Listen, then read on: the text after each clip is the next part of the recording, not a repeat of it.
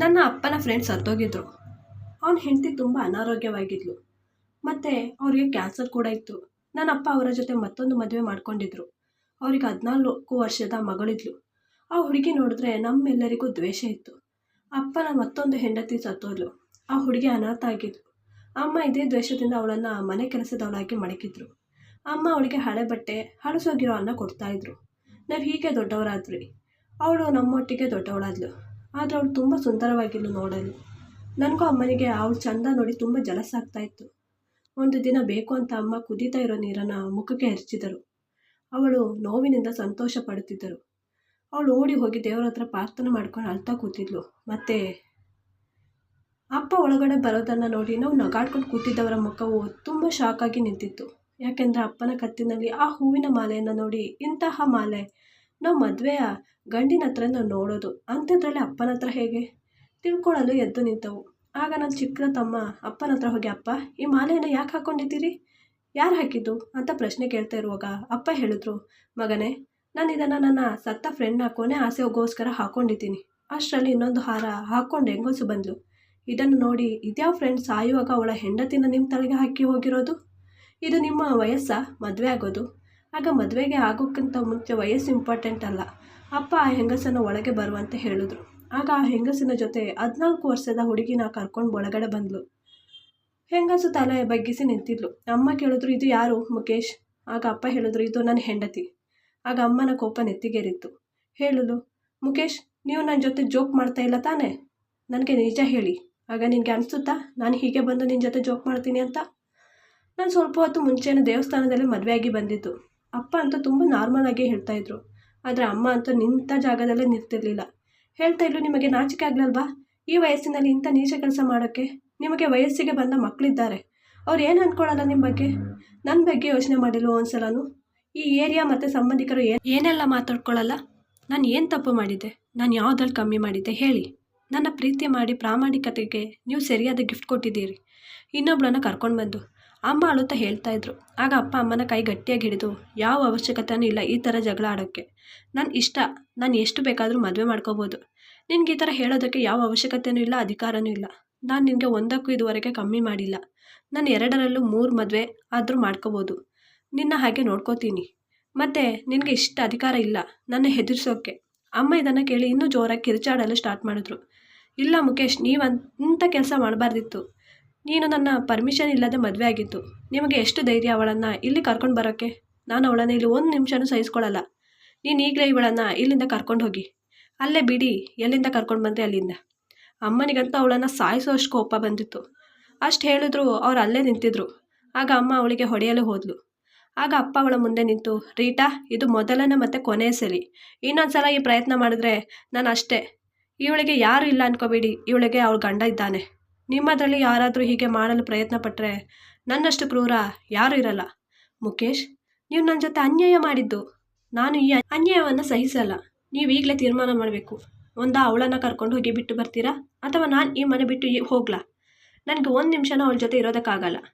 ಅಮ್ಮ ಅಂತೂ ಒಂದೇ ಕಾಲಿನಲ್ಲಿ ನಿಂತ್ಬಿಟ್ಟಿದ್ರು. ಅಮ್ಮ ಅಂದ್ಕೊಂಡ್ರು ಹೀಗೆ ಅಪ್ಪ ಒಪ್ಕೋತಾರೆ ಅಂತ. ಆದರೆ ಅಪ್ಪ ಈಗ ಹೇಳಿದ ಮಾತನ್ನು ಕೇಳಿ ಅಮ್ಮ ದಂಗಾಗಿ ಹೋದರು.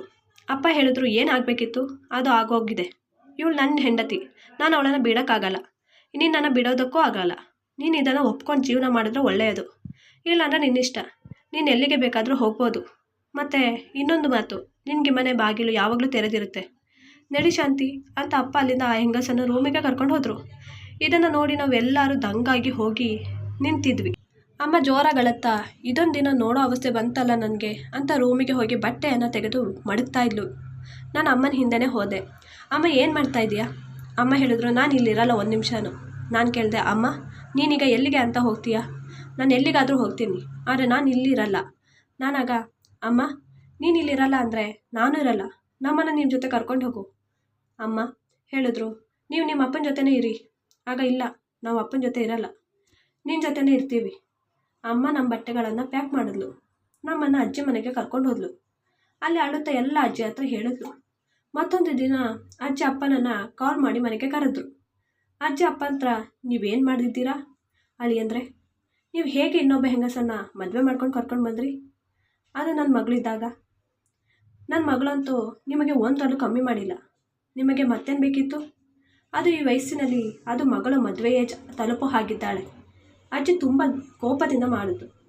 ಆಗ ಅತ್ತೆಮ್ಮ, ಈ ಮಾತು ರೀಟಾ ಹೇಳಿರೋ ಥರ ಅಲ್ಲ. ನನಗೆ ರೀಟಾ ಮೇಲೆ ಯಾವುದೇ ಕೋಪ ಇಲ್ಲ, ಯಾವುದೇ ಸಮಸ್ಯೆನೂ ಇಲ್ಲ. ಬದಲಾಗಿ ಅವಳೊಬ್ಬಳು ಒಂದು ಒಳ್ಳೆ ಜೀವನ ಸಂಗತಿಯಾಗಿದ್ದಾಳೆ. ಅವಳು ಇಡೀ ಜೀವನ ನಮಗೆ ಒತ್ತು ಮಡಗಿದ್ದಾಳೆ. ನನಗೆ ಅವಳ ಮೇಲೆ ಮೊದಲಿನಷ್ಟೇ ಪ್ರೀತಿ ಇದೆ, ಇಷ್ಟ ಇದೆ. ಅವಳ ಸ್ಥಾನವನ್ನು ಯಾರೂ ತಗೊಳ್ಳಲ್ಲ. ಆಗ ಅಜ್ಜಿ, ಹಾಂ, ನಿಮಗೆ ನನ್ನ ಮಗಳು ಇಷ್ಟ ಇದ್ದರೆ ಮತ್ತೆ ಮದುವೆ ಇನ್ನೊಬ್ಬಳನ್ನ ಮದುವೆ ಮಾಡ್ಕೊಂಡು ಕರ್ಕೊಂಡು ಬಂದ್ರಿ? ಅತ್ತೆಮ್ಮ, ನಾನು ಮತ್ತೊಂದು ಮದುವೆ ಮನುಷ್ಯತ್ವದಿಂದ ಮಾಡಿಕೊಂಡೆ. ದೇವ್ರಾಣೆ, ನನಗೆ ಇನ್ನೊಂದು ಮದುವೆ ಯಾವುದೇ ಅವಶ್ಯಕತೆ ಇರಲಿಲ್ಲ. ಆಗ ಅಜ್ಜಿ ಕೇಳಿದ್ರು, ಹಾಂ, ನಿಮಗೇನಂಥದ್ದೇನು ಎಮರ್ಜೆನ್ಸಿ ಇತ್ತು ಮದುವೆ ಮಾಡ್ಕೊಳ್ಳೇಬೇಕು ಅನ್ನೋದು ಅಂಥದ್ದು? ಅತ್ತೆಮ್ಮ, ಇವಳು ನನ್ನ ಸತ್ತೋಗಿರೋ ಫ್ರೆಂಡ್ನ ಹೆಂಡತಿ. ಅವ್ನು ಸತ್ತ ಮೇಲೆ ರೀಟಾಗೆ ಗೊತ್ತಾಗದೆ ಅವಳ ಮನೆ ಬಾಡಿಗೆ ಕಟ್ಕೊಂಡಿದ್ದೆ. ಅವಳೊಂದು ಫ್ಯಾಕ್ಟರಿಯಲ್ಲಿ ಕೆಲಸ ಮಾಡ್ಕೊಂಡಿದ್ಲು. ಇವಳ ಜೀವನ ತುಂಬ ಚೆನ್ನಾಗಿ ನಡೀತಾ ಇತ್ತು. ನನ್ನ ಫ್ರೆಂಡ್ ಹೇಳಿದ್ದ, ನಾನು ಹೋಗ್ತಾ ಇದ್ದೀನಿ, ನನ್ನ ಹೆಂಡತಿ ಮಕ್ಕಳನ್ನು ನೋಡ್ಕೊ ಅಂತ. ಅವನು ಲವ್ ಮ್ಯಾರೇಜ್ ಆಗಿ ಬಂದಿದ್ದ. ಅವಳ ಅಪ್ಪ ಅಮ್ಮ ಮತ್ತು ಇವಳ ಅಪ್ಪ ಅಮ್ಮ ದೂರ ಇದ್ದರು. ಇವರನ್ನು ದೂರ ಮಾಡಿದರು. ಇವ್ರು ಓಡಿ ಬಂದು ಮದುವೆ ಆಗಿದ್ದು. ನಾನು ನನಗೆ ಆಗುವಷ್ಟು ಹೆಲ್ಪ್ ಮಾಡ್ತಾ ಇದ್ದೆ. ಹೀಗೆ ಹೋಗ್ತಾ ಇತ್ತು. ಆದರೆ ಸ್ವಲ್ಪ ದಿನದ ಮುಂಚೆ ತುಂಬ ಹುಷಾರಿರ್ತಿರ್ಲಿಲ್ಲ ಅವಳಿಗೆ. ಅದಕ್ಕೆ ಹೋಗಿ ತೋರಿಸ್ಕೊಂಡು ಬಂದಾಗ ಗೊತ್ತಾಯಿತು ಅವಳಿಗೆ ಕ್ಯಾನ್ಸರ್ ಲಾಸ್ಟ್ ಸ್ಟೇಜಲ್ಲಿದೆ ಅಂತ. ಇನ್ನು ಸ್ವಲ್ಪ ದಿನನ ಜೀವಿಸೋಕ್ಕಾಗೋದು ಅಂತ. ಅವ್ರಿಗೆ ಈ ಸ್ಟೇಜಲ್ಲಿ ಯಾವುದೇ ತರಹದ ಕೆಲಸ ಮಾಡಲು ಆಗಲ್ಲ ಅಂತ ಹೇಳಿದರು ಡಾಕ್ಟರ್. ಹಾಗೆ ಮನೆಗೆ ಹೋದ್ವಿ. ಆದರೆ ಇದೆಲ್ಲ ಗೊತ್ತಿದ್ದ ಪೋಲಿ ಹುಡುಗರು, ಮನೆ ಹತ್ತಿರ ಇರೋರು, ಪಕ್ಕದವರೇ ಆ ಹುಡುಗಿ ಮೇಲೆ ಕಣ್ಣನ್ನು ಮಡಗಿ ಒಂದು ದಿನ ಮನೆಗೆ ನುಗ್ಗಿ ಅವಳ ಮೇಲೆ ಬಲವಂತ ಮಾಡಲು ನೋಡಿದ್ರು. ಆಗಲೇ ನನಗೆ ಫೋನ್ ಮಾಡಿ ಕರೆಸಿದ್ರು. ಅವ್ರು ತುಂಬ ಹೆದರಿದ್ರು. ಜನಗಳೆಲ್ಲ ಸೇರಿದ್ರು. ಅವರನ್ನೇನೋ ಪೊಲೀಸ್ ಕರ್ಕೊಂಡೋದ್ರು. ಆದರೆ ಹೀಗೆ ಅವರನ್ನು ಒಬ್ಬರೇ ಬಿಡಲು ಆಗಲ್ಲ. ಅದಕ್ಕೆ ನಾನು ಕರ್ಕೊಂಡು ಹೋಗ್ತೀನಿ ಅಂತ ಹೇಳಿದಾಗ ಅಲ್ಲಿಯ ಜನರು, ನಿಮಗೇನು ಸಂಬಂಧ ಅಂತ ಕೇಳಿದ್ರು. ನಾನು ಇರೋದನ್ನು ಹೇಳಿದೆ. ಆದರೆ ಅವರು, ನೀನು ಅವರನ್ನು ಮದುವೆ ಮಾಡ್ಕೊಂಡು ಕರ್ಕೊಂಡು ಹೋದರೆ ಓಕೆ, ಇಲ್ಲಾಂದರೆ ನಾವು ಕಳಿಸಲ್ಲ. ಹಾಗೆ ಒಪ್ಪಿಕೊಂಡೆ. ಆದರೆ ಶಾಂತಿ, ನಾನು ಮೊದಲು ಹೇಗೆ ಇದ್ನೋ ಅದೇ ರೀತಿ ಅದೇ ಸಂಬಂಧದಲ್ಲಿ ಇರ್ತೀನಿ ನಿಮ್ಮ ಜೊತೆ. ಆದರೆ ನನ್ನ ಮಗಳಿಗೆ ತಂದೆಯ ಪ್ರೀತಿ ಕೊಡಬೇಕು. ನಾನು ಇನ್ನೂ ಎಷ್ಟು ದಿನ ಉಳಿತೀನಿ ಗೊತ್ತಿಲ್ಲ ನನಗೆ. ನೀವು ನನ್ನ ಮಗಳನ್ನು ನಿಮ್ಮ ಮಗಳ ಹಾಗೆ ನೋಡ್ಕೋಬೇಕು ಅಂತ ದೇವರ ಮುಂದೆ ಆಣೆ ಮಾಡಿ ಅಂತ ಹೇಳಿದ್ಲು. ಹಾಗೆ ನಾನು ಆಣೆ ಮಾಡಿದ್ದೀನಿ. ನೋಡಿ, ನಾನು ಮಾಡಿದ್ದಲ್ಲಿ ಏನಾದರೂ ತಪ್ಪಿದೆಯಾ ಅಜ್ಜಿ? ನೀವೇ ಹೇಳಿ. ಆಗ ಅಜ್ಜಿಗೂ ತುಂಬ ಬೇಜಾರಾಯಿತು. ನನ್ನ ಕ್ಷಮಿಸ್ಬಿಡಿ ಅಂತ ಹೇಳಿದ್ರು ಅಂದ್ರಿಗೆ. ಆಗ ಅಪ್ಪ, ನಾನೀಗ ಅವಳನ್ನು ಕರ್ಕೊಂಡು ಹೋಗ್ಲಾ? ಆಗ ನಾನು ಹೋಗಿ ಮಾತಾಡಿ ಬರ್ತೀನಿ ಅಂತ ಹೇಳಿ ಅಮ್ಮನ ಹತ್ರ ಮಾತನಾಡಲು ಹೋದರು. ನೋಡು ರೀಟಾ, ಇದೊಂದು ಪುಣ್ಯದ ಕೆಲಸ, ಹಾಗೆ ಹೀಗೆ ಅಂತ ಹೇಳಿದ್ರು. ಆದರೆ ಅಮ್ಮ ಯಾವ ಕಾರಣಕ್ಕೂ ಒಪ್ಪೋದಕ್ಕೆ ರೆಡಿ ಇರಲಿಲ್ಲ.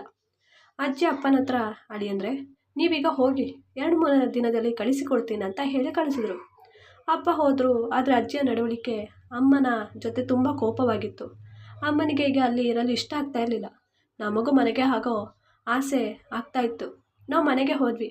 ನಾವು ಹೋದಾಗ ಅಪ್ಪನಿಗೆ ತುಂಬ ಖುಷಿಯಾಯಿತು. ಆದರೆ ಅಮ್ಮನ ಕೋಪ ಹಾಗೇ ಇತ್ತು. ಅಮ್ಮ ಸೀದಾ ರೂಮ್ಗೆ ಹೋಗ್ಬಿಟ್ಟಿದ್ರು. ಅಮ್ಮನಿಂದ ಅಪ್ಪನೂ ಹೋದರು. ಮತ್ತು ಸ್ವಲ್ಪ ಹೊತ್ತು ಹೋಗಿ ಅಮ್ಮನ ಮನವೊಲಿಸಿದ್ರು ಅಪ್ಪ. ಅಮ್ಮನೂ ಸರಿಯಾದರು.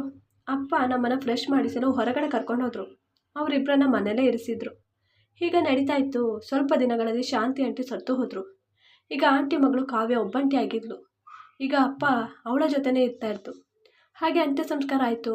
ಅಪ್ಪ ಕಾವ್ಯನನ್ನು ಮಲಗಿಸಿ ಅಮ್ಮನ ಹತ್ರ ಬಂದು, ನೋಡು ರೀಟಾ, ಪಾಪ ಆ ಹುಡುಗಿ ಒಬ್ಬಳೆ, ಅವಳಿಗೆ ಮೊದಲೇ ಅಪ್ಪನ ಪ್ರೀತಿ ಸಿಕ್ಕಿಲ್ಲ. ಈಗ ಅಮ್ಮನ ಪ್ರೀತಿನೂ ನೋಡು ಸಿಗಲಿಲ್ಲ. ನಿನಗಿಂತ ಅನಾಥ ಮಗಳನ್ನು ನೋಡಿದ್ರೆ ತುಂಬ ಪುಣ್ಯ ಸಿಗುತ್ತೆ ಅಂತ ಅಮ್ಮನನ್ನು ಮನವೊಲಿಸಲು ಬಂದರು. ಆಗ ಅಮ್ಮನೇ, ಅಯ್ಯೋ, ಇದು ನೀವು ಹೇಳಬೇಕಾ?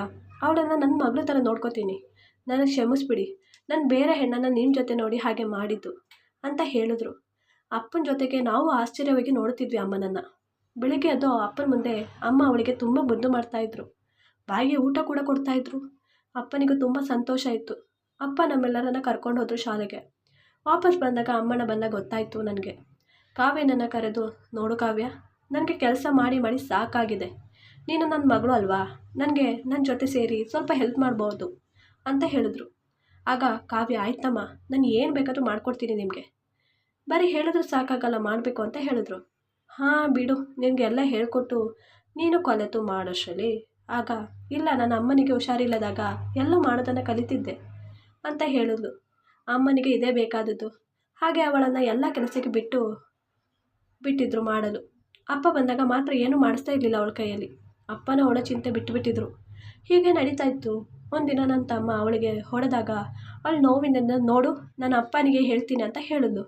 ಇದನ್ನು ಕೇಳಿದ್ದ ಅಮ್ಮನಿಗೆ ತುಂಬ ಕೋಪ ಬಂತು. ಅವಳ ಅಪ್ಪ ಅಲ್ಲದಿರು ನೋಡು ಅವಳನ್ನು ಅಂತ ಕಿಚನಲ್ಲಿ ಸರಿಯಾಗಿ ಹೊಡೆದ್ರು. ತುಂಬ ಹೆದರಿಸಿದ್ರು. ಏನಾದರೂ ಅವರು ಬಂದಾಗ ಏನಾದರೂ ಸುದ್ದಿ ಎತ್ತಿದ್ರೆ ನಿನ್ನ ನಾಲಿಗೆ ಕತ್ತರಿಸ್ಬಿಡ್ತೀನಿ ಅಂತಲೂ ಹೇಳಿದ್ರು. ಹಾಗೆ ಅವಳ ಅಪ್ಪನಿಗೆ ಏನೂ ಹೇಳಿರಲಿಲ್ಲ. ಅವಳು ತುಂಬ ಸೈಲೆಂಟ್ ಆಗಿಬಿಟ್ಟಿಲ್ಲ. ಅದಾದಮೇಲೆ ಯಾರ ಜೊತೆನೂ ಮೊದಲೇ ಮಾತಾಡ್ತಾ ಇರಲಿಲ್ಲ, ಈಗಲೂ ಮಾತಾಡ್ತಾ ಇರಲಿಲ್ಲ. ಆದರೆ ಅಪ್ಪ ಅವಳನ್ನು ಓದಿಸ್ತಾ ಇದ್ರು. ಅವಳು ಶಾಲೆಯಲ್ಲಿ ಮಾತ್ರ ಸ್ವಲ್ಪ ಮಾತಾಡ್ತಾ ಇದ್ದದ್ದು, ಆದರೆ ಓದಿನಲ್ಲಿ ಟಾಪರ್ ಆಗಿದ್ಲು. ಅಪ್ಪ ನಮ್ಮನ್ನು ಅವಳಿಗೆ ಹೋಲಿಸಿ ಬೈತಾ ಇದ್ರು. ಹೀಗೆ ನಾವು ದೊಡ್ಡವರಾದ್ವಿ. ನಾವು ಸಾಮಾನ್ಯವಾದ ಕಲರ್ ಆಗಿದ್ದೆ ನಾನು, ಆದರೆ ಅವಳು ತುಂಬ ಚೆನ್ನಾಗಿದ್ಲು. ದೊಡ್ಡವಳಾಗಿ ಇನ್ನೂ ಚೆನ್ನಾಗಿ ಕಾಣಿಸ್ತಾ ಇದ್ಲು. ಅಮ್ಮ ಹೇಳ್ತಾ ಇದ್ರು, ಅವಳನ್ನು ಯಾವಾಗ ನೋಡಿದ್ರು ಕಿಚನಲ್ಲಿ ಇರಿಸ್ತೀನಿ, ಹಾಗಿದ್ದು ಅವಳು ಹೇಗೆ ಇಷ್ಟು ಕಲರ್ ಅಂತ. ನಮ್ಮ ಕಾಲೇಜ್ ಎಲ್ಲ ಹುಡುಗರು ಅವಳನ್ನು ಇಷ್ಟಪಡ್ತಾ ಇದ್ರು. ಅವಳ ಜೊತೆ ಫ್ರೆಂಡ್ ಆಗಲು ಹೋಗ್ತಾ ಇದ್ರು. ಆದರೆ ನನ್ನ ಫ್ರೆಂಡ್ ಆಗಿದ್ದವನು ನಾನು ಅವನನ್ನು ಇಷ್ಟ ಕೂಡ ಪಡ್ತಾ ಇದ್ದೆ. ಅವನು ನನ್ನ ಜೊತೆ ಕಾವ್ಯ ನಿನಗೆ ಸಿಕ್ಕಿದ್ರೆ ಅವಳನ್ನು ಮದುವೆಯಾಗಿ ಸೆಟಲ್ ಆಗಿಬಿಡ್ತೀನಿ, ಎಷ್ಟೇ ಟ್ರೈ ಮಾಡಿದ್ರು ನೋಡೋದೇ ಇಲ್ಲ ಅಂತಾಳೆ. ಹೇ ಅವಳು ನಿನ್ನ ತಂಗಿ ಅಲ್ವಾ, ನೀನಾದರೂ ಸ್ವಲ್ಪ ಹೆಟ್ ಮಾಡೆ ಅಂದಾಗ ನಾನು ಹೇಗೆ ಎಲ್ಲ ಮನೆಗೆ ಬಂದೆ. ಅಮ್ಮನ ಹತ್ರ ಹೇಳಿದೆ, ಅಮ್ಮ ಅವಳನ್ನು ಕಾಲೇಜಿಂದ ಬಿಡಿಸಿ ಮನೆಯಲ್ಲೇ ಇರಿಸು, ಇಲ್ಲ ಅಂದರೆ ಅವಳೇ ಫೇಮಸ್ ಆಗಿಬಿಡ್ತಾಳೆ, ಯಾರು ನೋಡಿದ್ರು ಅವಳನ್ನೇ ಹೊಗಳ್ತಾರೆ. ಅಮ್ಮ ನೀನು ಅವಳು ಚೆನ್ನಾಗಿಯೇ ಕಾಣಿಸ್ಬಾರ್ದು, ಹಾಗೆ ಏನಾದರೂ ಮಾಡಿಬಿಡು. ಹಾಂ ನೀನು ಹೇಳೋದು ನಿಜಾನೇ ಕಣೆ, ನಿನ್ನ ಅಪ್ಪ ಅಂತೂ ಕಾಲೇಜ್ ಮುಗಿಸೋ ಮಾತೇ ಇಲ್ಲ. ಮತ್ತು ಒಳ್ಳೆ ಗಂಡಿನ ಕಡೆಯವರೆಲ್ಲ ಅವಳನ್ನೇ ಕೇಳ್ತಾ ಇದ್ದಾರೆ ಬಂದು. ಹೇಗಾದರೂ ಏನಾದರೂ ಮಾಡಬೇಕು ಅಂತ ಹೇಳ್ಕೊಂಡು ಹೋದರು. ನಾನು ಕೋಪದಿಂದ ರೂಮಲ್ಲೇ ಇದ್ದೆ. ಸ್ವಲ್ಪ ಹೊತ್ತಿನ ಬಳಿಕ ಜೋರಾಗಿ ಕಿರುಚುವ ಸೌಂಡ್ ಬಂತು. ಅದು ಕಾವ್ಯನ ಸೌಂಡ್ ಆಗಿತ್ತು. ಓಡಿ ಹೋಗಿ ನೋಡಿದಾಗ ಅಮ್ಮನ ಮುಖ ತುಂಬ ಸುಟ್ಟೋಗಿ ಮೈಯೆಲ್ಲ ಸುಟ್ಟೋಗಿತ್ತು. ಮತ್ತು ಕಾವ್ಯನ ಕೈ ಸುಟ್ಟಿ ಹೋಗಿತ್ತು. ಕಾವ್ಯ ಎಲ್ಲ ತಲೆ ಸುತ್ತಿ ಬಿದ್ದೋಗಿದ್ಲು. ನಾನು ಆಗಲೇ ಆ್ಯಂಬುಲೆನ್ಸನ್ನು ಕರೆಸಿದೆ. ಇಬ್ಬರನ್ನು ನೋಡಿದಾಗ ಅಮ್ಮ ಸತ್ತು ಹೋಗಿದ್ರು. ಅದು ಅಮ್ಮನ ಎದೆ ಭಾಗಕ್ಕೆ ತುಂಬ ಆ್ಯಸಿಡ್ ಬಿದ್ದು ಬದುಕೋಕ್ಕೆ ಆಗಲ್ಲ ಅಂತ ಹೇಳಿದರು ಡಾಕ್ಟರ್. ಆದರೆ ಕಾವ್ಯ ಇದರಿಂದ ಹೊರ ಬರೋದಕ್ಕೆ ಆಗ್ತಾನೇ ಇರಲಿಲ್ಲ. ಅವಳ ಮುಂದೆ ಎಲ್ಲ ಆಗಿದ್ದದ್ದು. ಆದರೆ ನನಗೆ ಅಲ್ಲಿ ನಿಜವಾಗ್ಲೂ ಏನಾಯಿತು ಅಂತ ಗೊತ್ತಾಗಬೇಕಿತ್ತು. ಅಮ್ಮ ಅವಳಿಗೆ ಏನೋ ಮಾಡಲು ಹೋದರು, ಆದರೆ ಏನಾಗಿರ್ಬೋದು ಅನ್ನೋದಿತ್ತು. ತುಂಬ ದುಃಖ ಆಯಿತು. ಮತ್ತು ಅಮ್ಮನ ಅಂತ್ಯ ಸಂಸ್ಕಾರ ಕೂಡ ಆಯಿತು. ನಾನು ಹೋಗಿ ಕಾವ್ಯನ ಹತ್ರ ಕೇಳಿದೆ ಏನಾಯಿತು ಆವತ್ತು ಅಂತ. ಆಗ ಅವಳು ಹೇಳಿದ್ಲು, ನಾನು ಅಡುಗೆ ಮಾಡ್ತಾಯಿದ್ದೆ, ಏನೋ ತಗೊಳ್ಳಲು ತಿರುಗಿದಾಗ ಅಮ್ಮ ಹಿಂದೆ ನಿಂತಿದ್ರು. ಮತ್ತು ಕೈಯಲ್ಲಿ ಆ್ಯಸಿಡ್ ಕೂಡ ಇತ್ತು. ಓಪನ್ ಆಗಿಯೇ ಮಡಗಿದ್ರು. ಎಲ್ಲ ಅವರ ಮೇಲೇ ಬಿದ್ದು ಹೋಯಿತು. ನಾನು ಅವರನ್ನು ಹಿಡಿಯಲು ಹೋದಾಗ ನನ್ನ ಕೈಗೆ ಆಯಿತು. ನನ್ನ ಕ್ಷಮಿಸ್ಬಿಡು, ನಿನ್ನ ಅಮ್ಮನನ್ನು ಉಳಿಸಲು ನನಗೆ ಆಗಲಿಲ್ಲ ನನಗೆ ಅಂತ ಜೋರಾಗಿ ಅಳ್ತಾ ಇದ್ಲು. ನನಗೆ ನನ್ನ ತಪ್ಪಿನ ಅರಿವಾಯಿತು. ಹಿಂದೆಯಿಂದ ಅಪ್ಪನ ಈ ಮಾತು ಕೇಳಿ ನಿನ್ನಮ್ಮ ಅವಳ ಮೇಲೆ ಇನ್ನೂ ದ್ವೇಷ ಸಾಧಿಸ್ತಾ ಇದ್ಲ ಅಂತ ತುಂಬ ಜೋರಾಗಿ ಅಳ್ತಾ ಇದ್ರು. ಬೇಜಾರು ಕೂಡ ಮಾಡಿದರು. ಮತ್ತೆ ಹೇಳಿದ್ರು, ಆದರೆ ಈ ಹುಡುಗಿ ನೋಡು ಅಮ್ಮನನ್ನು ಉಳಿಸಲು ಆಗಲಿಲ್ಲ ಅಂತ ತುಂಬ ದುಃಖ ಪಡ್ತಾ ಇದ್ದಾಳೆ. ಈಗ ನಾವು ಮಾತ್ರ ಇದ್ದೀವಿ, ಆದರೆ ನಿಜವಾದ ಅಕ್ಕ ತಂಗಿಯಾಗಿ ಜೀವನ ಮಾಡ್ತಾ ಇದ್ದೀವಿ. ನಾನು ಮಾತಾಡಿ ನನ್ನ ಫ್ರೆಂಡ್ ಜೊತೆಗೆ ಕಾವ್ಯ ಮದುವೆ ಮಾಡಿಸಲು ಅಪ್ಪನನ್ನು ತುಂಬ ಹಿಂಸೆ ಮಾಡಿ ಒಪ್ಪಿಸಿದೆ. ಈ ವಿಡಿಯೋ ಇಷ್ಟವಾದಲ್ಲಿ ಪ್ಲೀಸ್ ನನ್ನ ಚಾನಲ್ನ ಲೈಕ್ ಆ್ಯಂಡ್ ಸಬ್ಸ್ಕ್ರೈಬ್ ಮಾಡಿ.